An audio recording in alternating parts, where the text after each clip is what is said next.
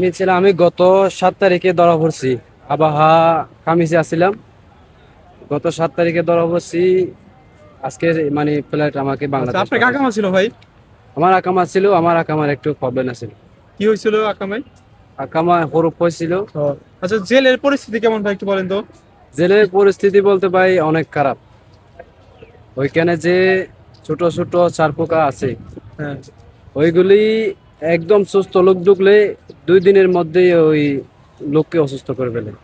তো একটা লোককে যদি 1 মাস করে বন্দি রাখে, ওই পোকাগুলি মানে খেয়ে খেয়ে একেবারে কি শরীরটাই পুরো নষ্ট করে ফেলে। আমার থেকে এমনি মোটামুটি ঠিক আছে, আমি ঘুমাই নাই, মোটামুটি বলতে গেলে আমি ঘুমাই নাই, যারা ঘুমাইছে এদের শরীর একেবারে কি নষ্ট করে ফেলছে।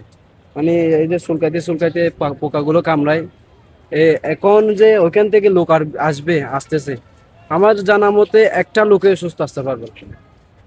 এরকম পরিস্থিতি। এখানে কেমন লোক আছে বাঙালি? অনেক লোক, বাঙালি বলতে হাজারের উপর, 2000 3000-এর উপরে। অনেক লোক আছে এখানে। মনে করেন আমরা একবারের দেখছি মধ্যে যে আপনার 300 জন, সিরিয়ালে 100 জন, 250 জন, 100টার মতো কি 200 জন আছে, এক বেডের মধ্যে। প্লেট আছে। সবটা প্লেটে, এক প্লেটে 300 300 করে 250 করে লোক আছে। আচ্ছা ভাই, ছেলে যে ছেলের এম্বাসি কোনো হেল্প করছে আপনাদের? এম্বাসি, আমাকে ধরার পরেই আমি 7 তারিখ ধরা পড়ছি। 14 তারিখ এম্বাসি গেছে। 7 দিন পরে আবাই, গেছে? হ্যাঁ আবাই। 14 তারিখ এম্বাসি গেছে। এরপরে আবার আবার থেকে আপনার 14 তারিখ, 19 তারিখ জিদ্দা নিয়ে আসে।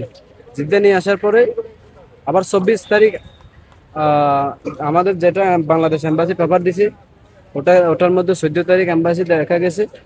এরপরে আমাদের এই সফরের ব্যবস্থাটা করছে।